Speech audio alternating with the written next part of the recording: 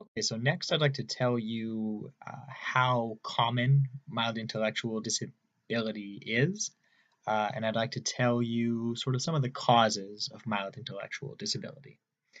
Okay, so intellectual disability is the most common developmental disability around. Approximately 6.5 million people in the United States have intellectual disability, and more than 545,000 children ages 6 to 21 have some level of intellectual disability, and they receive special education services under the IDEA Act, which we know by now is the nation's special education law. In fact, 1 in every 10 children who need special education, so out of 10 kids who receive benefits under IDEA, one of those kids has some form of intellectual disability. Okay, that's how prevalent it is. Um, so some of the causes of intellectual disability, and there are many. So here are some of the most common.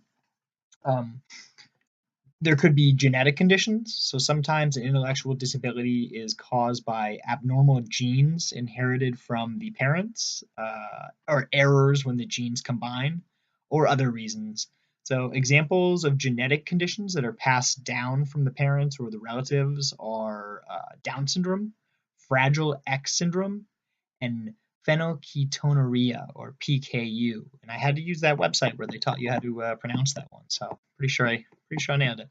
Okay, so some of the other causes can be problems during pregnancy. So an intellectual disability can result when the baby does not develop inside the mother properly. So, for example, there may be a problem in the way that the baby cells divide as it's growing. Okay, so a woman can also drink alcohol or use drugs or smoke or be around secondhand smoke, and that can cause a mild intellectual disability. Uh, or the woman who is pregnant with the baby can also develop a disease like rubella during an infection like rubella during the pregnancy, and that may also have a result in a baby with intellectual disability.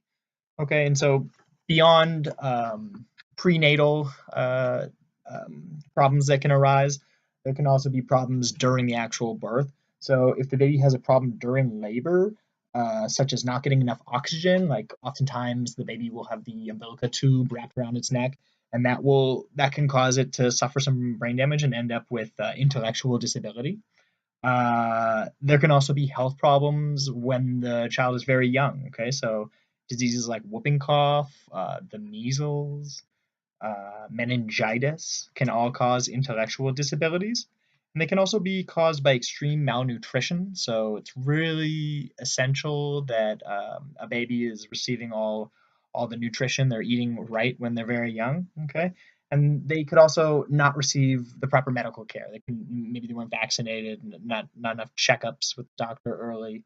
Okay, and they can also develop intellectual disability by being exposed to poisons like lead or mercury. So an intellectual disability is not a disease.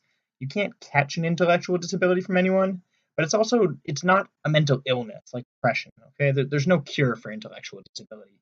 However, most children with intellectual disability can learn to do many things. It just takes them more time and effort and a better plan by the people who are raising them. Okay, the parents and teachers. All right.